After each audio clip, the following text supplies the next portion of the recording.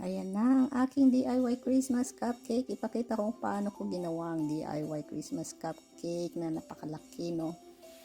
Ayan, nagpintura muna ako ng paso natural at nilagyan ko muna ng dekorasyon. Hindi ko na pinakita yan at ayan, nilagyan ko ng, makikita nyo may 1 galon na tubig dyan, ano, pabigat doon sa aking paso para hindi tangayin ng hangin. Tapos ayan ang bola.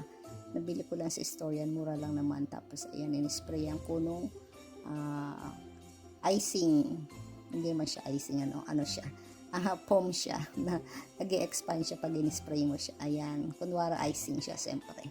So ayan, tinulungan na ako ng aking supportive na asawa kahit na anong aking mga ay sige lang siya, no, sige, happy ka, happy rin ako. Happy wife, happy life, o diba?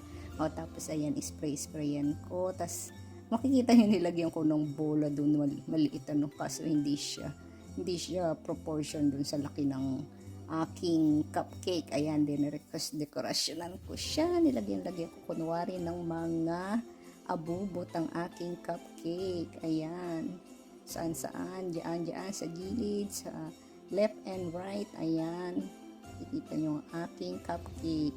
Ayan, kasi yung icing niya medyo sari-sariwa pa siya, no? Hindi pa siya matuyo, kaya yan, dumidikit pa siya. Ayan, lagyan lang ng mga sprinkle kunwari.